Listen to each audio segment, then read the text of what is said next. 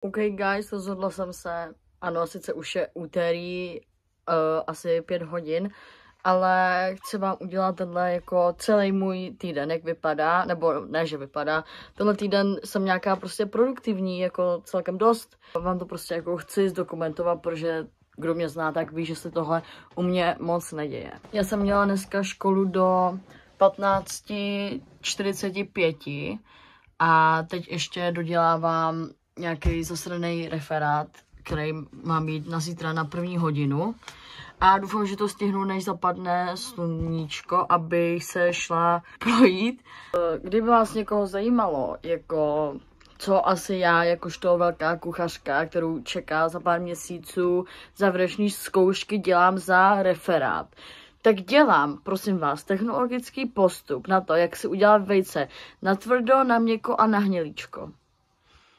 Protože jsem to prostě nevěděla. Nebo věděla, já jsem to prostě řekla. Prostě jak jako byste to normálně řekli, že dáte vejce, vole, do hrnce, necháte je vařit a pak je prostě vyndáte. Jo, ale bylo to špatně. Protože vy to musíte říct přesně, úplně přesně do detailů, vole, že je musíte prostě položíme vajíčka do hrnce, zalejeme je vodou, dáme je na sporák, při topletě, vole, 8 hektarů za minutu, je dáme vařit a až vajíčka začnou dělat mrtky, jsou to mrtky a já studuju takovou mrtku. Jako jestli prostě jste debilní jako já, nechoďte na kuchaře. Nechoďte na kuchaře, protože to není vůbec žádná jako lehká věc, kterou byste si, vole, prošli, kamo, s prstem v nosu, jo? Dobře, prošli ano, ale dokončili, to už tak easy není. To mi jako nikdo neřekl, že když budu celý 3 roky dělat úplnou píču, takže na konci pro mě bude těžký jako to udělat. To kdyby mi řekl, tak se možná trochu snažím.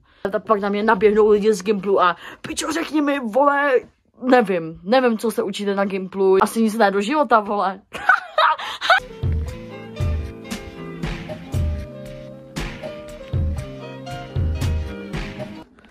Já chápu, že hodně lidem přijde vtipný, když jako já mluvím prostě o nějakých sportech nebo celkově jako o sportování, ale mně přijde zase vtipný takový ty borky, co chodí do gymu, jedou jenom prdel a nohy a jdou si zaběhat na běžící pás, ale pak, když mají actually jako prostě třeba cvičit na tělocviku nebo dělat cokoliv jiného, tak to ne.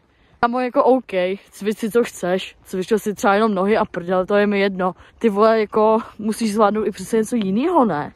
Jo, protože pak prostě tady ty borky se vydávají za jako hrozně velký fitness girl, kámo, ale jako nechápu to, prostě já osobně bych se nedokázala představit, že jako chápu, že každý nemá nadání na jako nějaký míčový hry nebo na nějaký sporty, ale tak prostě jako se mi nesměj aspoň potom, protože já jsem potkala už tolik borek, co se mi prostě úplně jako smáli a prostě jako já jsem velká fitness girl, kámo. Ale pak na těláku, vole, fotbal nezahraješ nic, jako neříkám, že mě jde fotbal, ale tak kámo to zkusím, jo, snažím se. Ale ty prostě řekneš, to já nebudu dělat, já si radši zacvičím na prdel, vole. A to zase třeba jako nemusím já, po nějakým holkám to fakt sluší. A ta představa, že já bych měla třeba namakanou prdel, to by vypadalo strašně. Ale zase jako neříkám, ať prostě jako neděláte nic, když prostě jako neumíte sporty. Já cením všechny lidi, co něco dělají. Já si jako osobně nedokážu představit, že bych byla, i když jsem jako byla s takovým člověkem, co prostě nic nedělá a nic ho nebaví. Jako mě taky nebaví všechno, taky jsem taková, že spoustu věcí prostě jako nechci dělat. Ale třeba, kámo, jsem byla s borkou a ona se neměla ráda procházky. Jo, prostě, já to nechápu. Jako možná I get it, že prostě někdo nerad chodí, ale co je na to tak hroznýho? Reálně buď ráda, že ty nohy máš a buď ráda, že prostě můžeš chodit. Jo, a čum tak je to hezký. Jo, a prostě teď bych, vole, někoho měla a řekla, hej, jdeme se projít, čum tak je to hezký. A on by byl jako, vole, fakt nejdu, nesnáším, vole, procházky. OK, tak asi pičo zůstaň doma. Nebo já nevím, já bych asi fakt šla bez něho, protože tohle je prostě fakt hezký, guys. Já si vážím takových malých věcí, jako jsou třeba západy. Tohle mi udělá fakt jako velkou radost. OK, guys, já už se pomalu uchyluju k spánku. A asi si říkáte, Luzko, co to máš kurva na sobě? Toto jsou, prosím vás, takový oranžový brýle, který jsem zašla nosit před spaním a musím říct, že to extrémně pomáhá, protože já vždycky předtím, než jdu spát, hrozně čumím do mobilu a tady ty brýle by vám vlastně to modré světlo prostě měly jako, že píčo, nevím, jak to mám vysvětlit, ale prostě vy to znáte, vole. A fakt to pomáhá, jako víc mě to uspává a tolik mě z toho pak nebolí hlava. Takže to doporučuji, pokud máte doma růžový brýle, tak fakt je používejte. Guten Morgen. Je 7:36. A já, píčo, běžím na autobus. Je pravda, jako, že ty lidi na lince. Člověk v posteleckých úřadách, tak by měl říct. Dostala jsem jedničku. Teď píšeme ještě test z ekonomiky. Bankovky a mince. Tak to jsem fakt nestrná, vole. To je...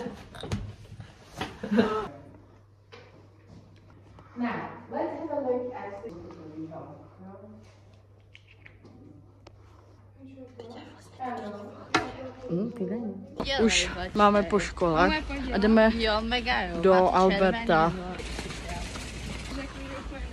Takže právě jdu do Pepka. Koupíme dárek a doufám, že tam budou mít to, co jsem tam viděla. Protože by to bylo mega jako dobrý. Pokud ne, tak jsem trochu v píči. OK guys, takže já už jsem zpátky a našla jsem přesně to, co jsem hledala. Vy prostě jako neznáte Meli, jo, ale Meli má ráda jenom trávu, pivo a piko, takže jsem prostě vzala to nejlevnější, ale mám v plánu prostě ten box jakoby naplnit nějakýma chalkama, to pivo jí tam hodím, to piko asi ne.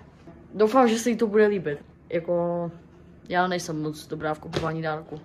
Taky jsem si koupila pidlo, vytiskla jsem si ještě další fotky. A jestli se ptáte, proč jsem si vytiskla fotky, tak to je, protože si dělám dvě takové tabule. Jedna je taková ta prostě motivační tabule, kdy si tam jako dám věci, co bych chtěla jako dokázat, nebo určitě jste to viděli. A druhá bude prostě takováhle random, kde budu mít jako pro mě důležitý lidi a pak nějaký random věci, obrázky a takhle. Ještě, abych vás teda neochudila, tak vám udělám haul. Objednala jsem si mikinu. Je to prostě taková basic mikina za asi 70 korun. Ale zajímá mě teda, jak bude vypadat, protože teď si nejsem jistá, jestli to bylo L nebo XL. Ale jako je to celkem ve velký krabici, takže dostala jsem tady takovýhle psaní, děkuju za nákup, snad ještě poslouží. Ale u mě jakoby poslouží cokoliv, jo. A ta mikina vypadá nějak takhle. Je to prostě obyčejná Nikeová rozepínací šedá mikina. Já mám na sobě i jako teď šedou mikinu, takže vypadám, že nosím jenom šedý věci, ale to není pravda. Za 70 korun neberte to. Tohle je snad první mikina rozepínací. Nevypadá v ní jako prostě kokot, nebo aspoň mi to tak nepřipadá. Za 70 korun, já nevím, mám vždycky úplně hroznou radost, když právě jako najdu nějakou takovouhle věc úplně za levno, jo. Víc mě pak sere, když prostě si koupím nějakou drahou věc a je úplně na hovno. OK guys, takže já už mám hotový obě ty tabule. Jako celka se mi to povedlo, takže vám to ukážu. Tady je první, ta motivační, prostě jako... Co děláš, more? Fakt basic. Ty volný místa mi trochu serou, tak možná bych se jako napsala něco na papír a jako dala si to tam. Tady jsem si dala to zrcadlo, to vyboulený. A tady mám prostě moji friendy a takovýhle jako jednoduchý věci. Tady mi taky jako chybí, tak jsem si řekla, že vždycky, když mi jako namaluje někdo obrázek, co se moc často nestává, ale já to mám hrozně ráda, takže já si to prostě pak sem tady dolepím. Ale jako můžete mi napsat do komentářů názor. Takže právě 10:43. A my nic neděláme. Takže jenom to chtěla říct. A nejsme spáleni. OK guys, takže já teď uklízím oblečení ze skříně, z obou skříní, jak se prostřídím a uklidím se, ať prostě se v tom nehrabu jak špindíra.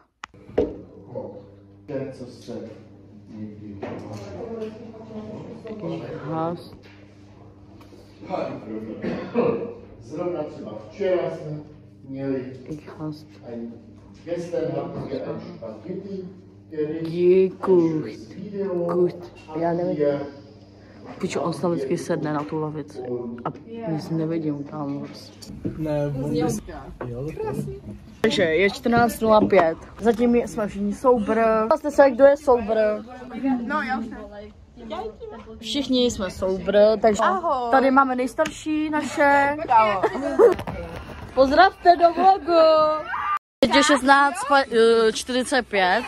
Oh shit, man. Tak mali. Co si vydechnal?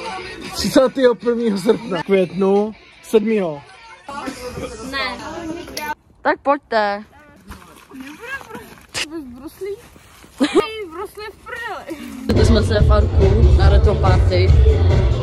Nevím, co tady dělám, kámo. Vůbec tady není, kámo, ale to nemá poprvé prázdnej, nebo ne poprvé prázdnej Arka, ale prostě jako... Kdybych věděla, jak se tady vzala, tak bych vám to fakt řekla, ale prostě tady jsem a...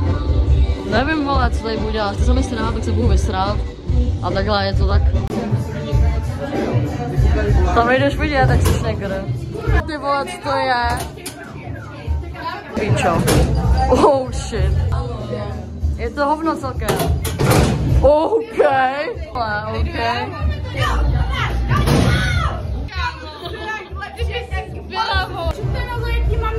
To je výmluva. OK. To už je číslo pořád.